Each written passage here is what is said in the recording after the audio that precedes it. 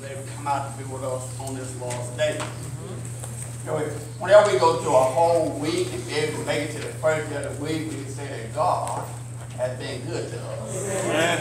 God continues to smile on us, continue to bless us. And we ought to be glad that God saw fit for we to live and continue to be here for a little while longer. Let us pray for those who are traveling. For the family traveling, my wife, they should be coming back to him this evening. They better be getting birth, and hopefully they'll be coming back soon. You know, when we look around, God has blessed us here. We have a wonderful preacher here. Amen. Amen. Brother Freeman do a wonderful job. Amen. Not only do a wonderful job preaching, but he do a wonderful job with the rake, with the lawnmower, raking up leaves and done. And I was telling brother, you know, I have never seen a preacher don't mind getting dirty and getting nasty and do things like Brother Freeman do. Yeah. As smart as he is, but he don't mind getting out here doing some work around this building here. And we thank all those who came out on Monday to help us get cleaned up around here some. Spring is almost here, and the grass and stuff gonna have to be cut, and we gotta keep things clean. This belongs to us. God has blessed us with it. It's up to us to keep everything going and keep it clean. We'd like to thank all the young people who came out. DJ was here and Kyle was here. Even his mother came out and helped us raise leaves. He helped us raise leaves. Brother David White, I got him maybe about 3 or 4 minutes before now. And I got him, he was already raking leaves. Amen. So we thank everybody who was able to come out. Brother those who came out, Brother Arthur Williams helped us be clean up right here. And Sister Dre already said it. It looked much better. I didn't realize he would throw many leaves out there. But we had, we had a lot of loads of leaves and put them on that one. But there was a lot of leaves out there. But we thank God got the building clean up around the yard and stuff like that. And you notice the Revolutionary War was fought. It was fought because the United States wanted to be away from Great Britain. So they fought the Revolution War. In 1861 through 1865, we had the Civil War. It was fought. And the Civil War was a war that was fought over slavery. The North did not want slavery, but the South wanted to keep slavery. For the first time, America was split. America even had 2 presidents. Abe Lincoln was the president, then Robert E. Lee. Then after 1861 and 1912, World War I began. And after World War I, then in 1939, World War II. America didn't get in World War II until 1941.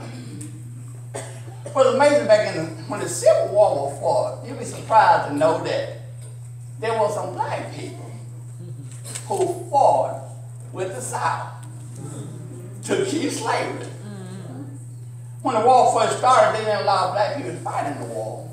But as the war progressed along, then they allowed them to come in. There was a lot of black people who went to war in the Civil War, and they fought for the South to keep slavery. But after World War II was ended, in 1953, you had what they call the Korean War. That war was fought. Then by the time we get to the 60s, now you got another war going on. You know, a lot of us were a little scared of that war because he was drafting them. That war started drafting people, and when you turn 16 or 17 years old, you go to your mailbox or to the post office, you got a letter from the Selected Service. And they're working all the young men to get ready because you might be called to this war. A lot of people said this was the crazy war that America fought, the Vietnam War. A lot of people fought in the Vietnam War. A lot of people lost their life in that war. A lot of parents did a lot of trying and shedding tears because their son did not live to come back home. We had a cousin went out to that war. He fought in the war on his sisters, and when he came, they sent his body back here. His mom and they wanted to see his body, but they never opened the coffin and seen him. So they don't know was he in the coffin or not. Now this was a bloody war, for a lot of people got killed in the Vietnam War. And when it all said and done, we can't really say who won the Vietnam War. But we do know they started protesting so until they started bringing people home. They even made a song about the Vietnam War, and they sang send the boys home, send them back alive. And when this war was over, it wasn't long after then we have a war in the Gulf. The Gulf War started. And, you know, the Gulf War was a war where when nobody drafted in the Gulf War. Everybody who went to war, they went because they volunteered to go. You know, they were fighting in the Gulf War, and the war started. I was on my way to church that Wednesday night Bible study. Next time I know it come over the radio, said, we in war. The war done started.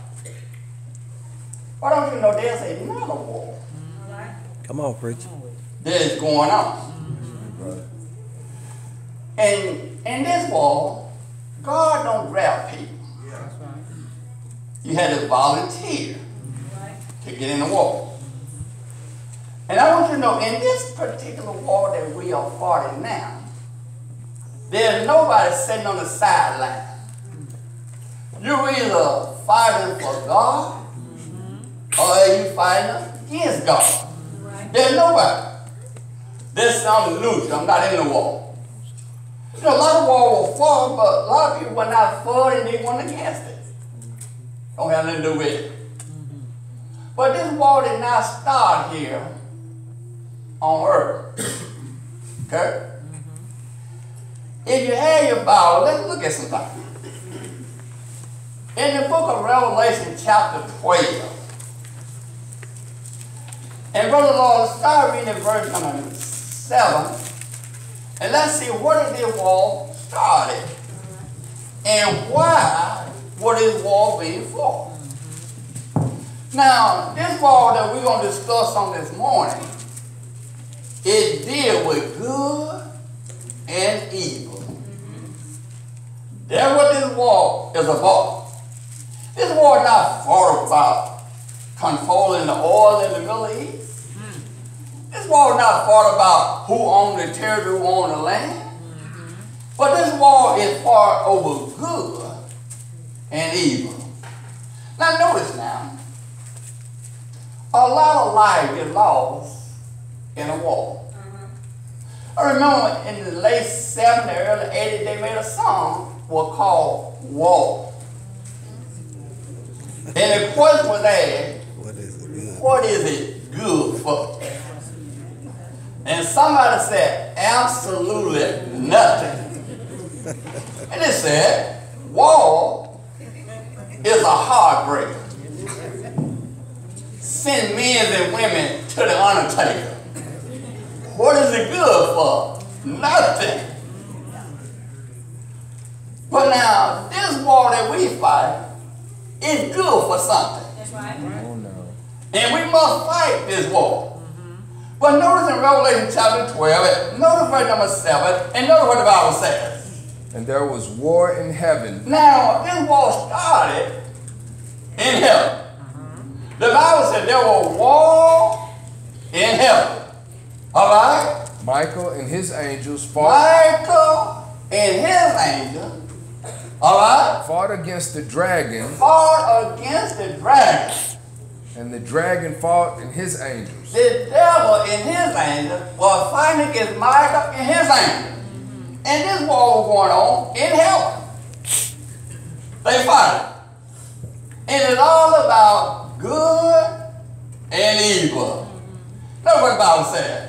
And prevailed not. The Bible said, but the dragon did not prevail.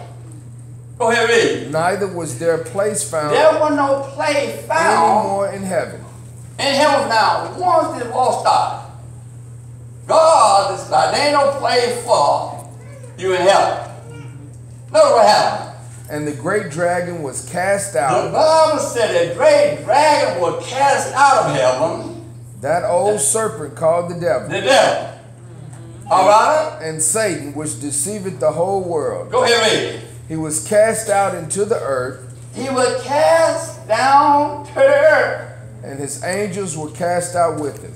Now, in every war, you're going to have somebody who is leading the war, and you will have somebody who is following the one who is leading. In heaven, you got the devil, and you got his angel. Fighting against Michael and his angel. And the Bible said that the devil did not fulfill God, throw him out. Down to earth. But I want you to know the devil did not leave by himself. Because he had people following him. You would expect, and I would expect, as you make it to heaven, do everything God said do. Because one thing about all of us, we're trying to get to heaven. That's right. But we found a person who was in heaven and got thrown out of heaven. The Bible said that also the devil, he was in heaven. And God threw him out. But he didn't leave by himself. Look at verse number 4 and let's see who went with him. And his tail drew the third part of the stars of heaven. The Bible said 1/3 of heaven, the devil took with him. You got 1/3 of the stars in heaven, the devil took it with him. Who did they tell you? In a war, there's going to be some people who fighting for the right thing. That's right. And some fighting for the wrong thing. I don't want everybody to know that the devil didn't end this war, did not stop fighting just because he was thrown down earth. The war continued to be fought. But the question is, who are we fighting for?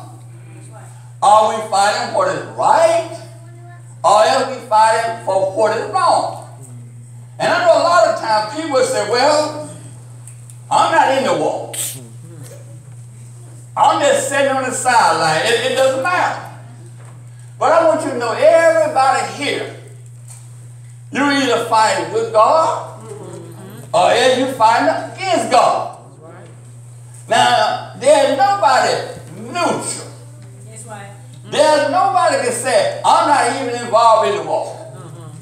Because if you're not fighting for God, that means you're fighting for the devil. That's right.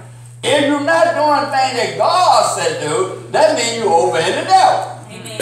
And I think it's our time for all of us to choose whose side are we fighting on. That's right. Are we fighting with God or are we fighting with the devil? We got to make a choice. Look at Matthew chapter 12 and notice verse number 30. Listen what Jesus said. Because we need to make sure that we are doing what God said, or else we can rest for sure we're helping the devil. In Matthew chapter 12, notice verse number 30, and that's what the Bible said. He that is not with me If you're not with God, is against me. if you're not fighting for Jesus, if you're not doing what Jesus said do, then you're against him. That's right. But I want you to know, all of us is on one of the sides. Now, that's something we need to understand. And Jesus wants us to walk a good warfare. Not just to be in it, but to fight while you're in it. See, a lot of people don't mind being in it, as long as I don't have to fight. That's right. A lot of people went off to war, but they didn't fight while they was in the war. Now, we had a daughter, Bob, she had an older girl, she went off to war. We got a call from her, and she said, look, we're leaving. And her mom wanted to know, where y'all going now? She said, we headed to the Gulf. And but while she was in the Gulf, She got deported from out there in that desert sand in the post office. She didn't have to fight, but she had to deliver the mail. But I want you to know, nobody here, either you fighting for God or you fighting against God. All of us, my brother, just roll up our sleeve and get ready to say, we're in a war. And we got to fight. That's right. Jesus said, you're either with me or else you're against me. Notice what it said. And he that gathereth not with me, In other words, if you don't gather with God, you scatter abroad. you scatter abroad. But everybody need to understand, we in a war. And God expects for everybody to fight. All of us who have obeyed God, who put him on his baptism, you in a war. Let's notice something. In Ephesians chapter 6, and I want you to pay very close attention to the Apostle Paul. Because, see, if we don't do what Paul said do, if we don't put on what we need to put on, Amen. it could cost you your life. It's a matter of life and death. Now, as I talked to Joseph when she came back from the Gulf, she said before they went out to war, the sergeant came around and talked to all of them. He went through training and said, look, Saddam Hussein has some poison gas. And make sure that you have your mask on and have it on right. Because if you don't have it on right, you might not get another chance to put it on. And she said one morning, they was out there and decided, well, everybody else said, look, we're going through a training today. We're going through a cave, and I want everybody before you go in, put your mask on. She said, well, about 100 of them went in the cave. And she said the last thing she remembered was when they went in. When she knew anything, all of them were just laying out, coughing and everything. Somebody had to come in and tow them out, bring them out. Why? Because, see, they didn't put their mask on right. And that poison gas don't give you a second chance. And they let them know, if this had actually been, we had been in combat, we had been fighting, look who would have been dead. A lot of times, we don't really listen to what the Bible said. We read it, we hear it, but we don't really take heed to what it's saying. Amen. Notice now in Ephesians chapter 6, and notice verse number 11, and notice what the Bible says. Put on the whole armor of God. See, now Paul warns us. He's not just telling us to do this for fun. This ain't something you just do to look good. Amen. Paul said, put on the whole armor of God. Notice what it said. That you may be able to stand. We're in a war, sister and brother, and you got to understand who you fight against. Amen. The Bible said, put on the whole armor of God, that you might be able to stand the wiles of the devil. If you don't put on the whole armor of God, you might not get a chance to do this again. Right. We need to make sure that we put on the whole armor of God because we're in a war. And you're fighting against the devil. The devil is more smarter than any of us is. The devil been somewhere where we're trying to get to. One thing about the devil, it don't matter how many times you defeat him, you will not kill him. And I want you to know, the devil can be everywhere at the same time. So but one person to realize you can't kill the devil. The devil can be anywhere and can be anybody. Amen. Paul says, put on the whole armor of God, that you might be able to stand the wiles of the devil. Notice what it says. For we wrestle not against flesh and blood. You're not just fighting another person. If the devil were flesh and blood, there's a chance he'll get sick. There's a chance he might die. But the devil not flesh and blood. How many times you ever heard anybody say the devil was sick? The devil wasn't able to make it today. So, brother, we're not fighting against flesh and blood. That's right. Flesh and blood get sick, flesh and blood get tired, flesh and blood die. Yeah. But you're not fighting against flesh and blood. But know what the Bible says. But against principalities, against powers, against the rulers of the darkness of this world, against the spiritual host of wickedness. See, you're fighting somebody that you can't see. You're fighting somebody that you can't feel. How in the world you gonna win? Well, you better put on the whole armor. Amen. See, when these soldiers of ours in the Gulf, they couldn't see the poison gas. But they better put their masks on. Because it was for real. A lot of young men left and went to the Gulf. And they didn't make it back alive. If we don't put on the whole armor of God, then a lot of us will lose our life obeying the devil and don't even know that. Amen. Notice now, Paul said we wrestle not against flesh and blood. But go ahead and read and know what it says. Against the spiritual host of wickedness in high places. All right. Wherefore, take unto you the whole armor of God. You got to take the whole armor. You got to put on everything that God wants you to have on. See, sometimes people say, a lot of us, we want to stay on the shadow part of the water so I can get back. We don't want to do the whole thing, put on everything. We just want to stay on the shadow. But if you're in this church, you might well go ahead and realize I got to have on everything that I need to have on. And so, brother, we need to make sure that we put on the whole armor of God. You know, we teach all the young men and old men. Everybody come to the class every Thursday, Sunday of the month. And our Bible says we teach everybody to know how to do everything. Yeah. I mean, we don't need no brother who can't do nothing. Everybody needs to learn how to do everything, so when the time arrives, you can do anything that needs to be done. Amen. And we need to make sure that we have on the whole armor of God. Because wherever you go, wherever you at, somewhere you will need the whole armor. Amen. Notice what that Paul said. That you may be able to withstand in the evil day. See, a lot of us, when things get rough, when things start to get hard, we will not be able to stand. And why? Because we ain't got on the whole armor. The Bible said that you might be able to stand.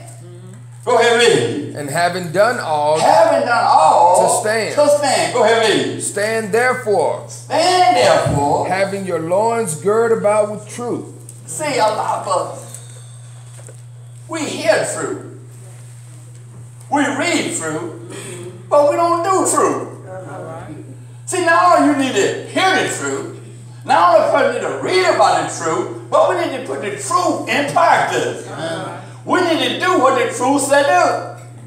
See, a lot of us, we walk out, gonna fight the devil, and ain't got on no truth. You cannot fight the devil without the truth. Been in the Bible study, where we talk about everything except the Bible. No, people love to get in the Bible study, and everybody that reads the Bible and start talking opinion. Well, now, you're not fighting against the devil. You're fighting with the devil. Because the devil always want to overrule God. Well, let's take God out of it. Let's just talk and let's see how many people know this. And everybody talking. It was at Rose College having a Bible study. And every time we say something, you had to read from the scriptures. Finally, here come a professor and stop everybody. So all you know is sitting and talking about the Bible. I know Jesus way before in the Bible. See, that's what the devil wants you to do. Get away from the truth. So everybody here today, they need to put on truth. Because you're going to be faced with all kind of stuff. People gonna say things that not even the truth. A lot of people is falling for stuff not true. Know the word it says. And having on the breastplate of righteousness. You better put on the breastplate. Because see, the devil gonna throw some stuff at you. See, a soldier boy, he had a breastplate on because he knew somebody gonna shoot some darts, those fire darts, and you might get hit. But if you got on the breastplate, it'll protect you. You better put on the breastplate. Right. Because somebody gonna throw something at you. Every time somebody throws something at you, it might not be the truth. Amen. But can you take it though? Well, I mean, a lot of times people like to make up stuff. A lot of times people that like to say stuff, it's not true. And a lot of times we can't take it. When people say something about me and I know that's not true, what do I do? Do you take it? You know, everybody ought to be glad there's somebody lying there. And you know it's not the truth. Nobody shouldn't get mad about that. It's not true. But a lot of times we get mad. But you got to have on the breastplate. Put it on. It's a war going on. Know what the Bible says. And your feet shod with the preparation of the gospel of peace. You got the preparation of the gospel of peace. Ready to go in and talk about the word of God anytime, anywhere, any place. You know, it's sad sometimes when people say, this ain't the place to talk about the Bible. This ain't the place to talk about scriptures. But then people can tell a lie anytime. Or people can say anything that aren't true anywhere. But then when it comes down to the truth, this ain't the place. It's sad. You go to a funeral sometime and you don't say nothing about the Bible. But people get up, a person who's dead and lived any kind of life, they can say, well, you know, he in heaven. She going on be with the Lord. But now, you can't get up and say that because this ain't the place. Amen. He was at a funeral. The preacher after he did the funeral, the brother passed away, he got to talk about it. And he said, you know, it's sad when the preacher called, he said, Reverend. God never intended for nobody to be called Reverend. God don't want us to wear robes and all that stuff. Then when he got back home, he remember saying, I'm so shocked at you. I just don't feel like my preacher would have said that. Brother, this wasn't the time for that. But you know, people can get up and say anything they want to that is untrue, and nobody never said it ain't time for that. Amen. That's right. We need to have the preparation of God. Our feet need to be shown. We need to be ready to tell the truth anytime, anywhere. Amen. Because you don't never know when you're going to see this person again. Yeah, that's right. You might not never see him no more. This is your time to tell it like it is. But notice what that Paul says. Above all, taking the shield of faith. Take the shield of faith. We don't need to be afraid when things happen. We don't need to get so excited, so scared when this happened, that happened. I mean, just because you lose a job, don't fall apart. I mean, just because things don't go like you wanted to go, don't feel bad. Just because you sick and you're in the hospital, or don't sit down and you'll get well, still trust God. Amen. It was God who made us. And I'm going to tell you, when you make something, when something goes wrong with it, you can put it back together. Yeah. God made us, so if something goes wrong, he can put us back together. Yeah. And we need to keep faith in God, regardless of what happens, how bad it is. We always need to know that God is in control of things. Amen. Amen. When he put on faith, get the shield of faith. You might find yourself one day in a situation and you don't know how in the world I'm going to get out of here. And how the phone rung, and when the phone rung and Kathy got the phone and she said, come and talk to this girl. I get the phone and just on the phone she crying and she hollered. She said, we in the desert sand. There ain't no sign out here. We don't know where we at. Here we are. In Ashland. And she called all the way from Kuwait, telling us that she lost. if you was in Memphis, if you was in Hollow Springs, I might be coming try to find you. But if you in the Gulf, out in the desert sand, you need it for God. I mean, they don't sit and calling me. I have never been to the Gulf. I don't know what it's like out in the desert sand, but you need it for God. Amen. Also, brother, sometimes we might find ourselves in a situation, I don't know if I'm going to get out of it or not. Yeah. But we need to trust God. Amen. We need to have enough faith to understand if God put us in something, God can get us out of something. Amen. I mean, there's never been nobody that God put in something that he didn't get them out. But you got to trust God. They put on your faith. Notice what it says. Wherewith you shall be able to quench all the fiery darts of the wicked. See, things gonna come. And you got to have enough faith in God. It's still in control of things. God can get me through it. All right, go ahead and know what it says. And take the helmet of salvation. Take the helmet of salvation. And the sword of the Spirit. Now, they give you a gun in the army. They give you something to fight with. You know, when I looked at the older daughter, hardly ever like to go out the house. Love to stay in the house. And sometimes we would come from work and TJ and Quentin, you come and talk to me and talk to Jessica. She making her take a bath 2 or 3 times a day. We can't go out door. We can't do nothing. And I'm saying to myself, how in the world this girl don't ever want to go out door, and all of a sudden now she walking around with a big gun. But when you go to the army, they gonna give you something to fight with. And this is your weapon. You got to know it. Y'all saw Forrest Gump. And you know what Forrest Gump said? And the sergeant go, why you put this gun together so fast? Because you said so, son. He knew his weapon. He knew how to blindfold himself and put it together. Awesome, brother. The only thing you're going to fight the devil with is the word of God. And I'm here to tell you, you need to know it. Yes. We need to know the word of God because, see, that's the only thing that we can use to fight with. You can't fight the devil and don't know the word of God. Jesus had a confirmation with the devil in Matthew chapter 4. Jesus said, it is written. If you ever find yourself in a war, in a fight with the devil, make sure you know where it's written at. Yes. Make sure that you can go to the Bible and say, it is written. Yes. Because see, a lot of people want to talk, but they don't say is it written or not. A lot of times people say, not even written. Amen. And don't realize, you're not fighting against the devil, you're fighting with him.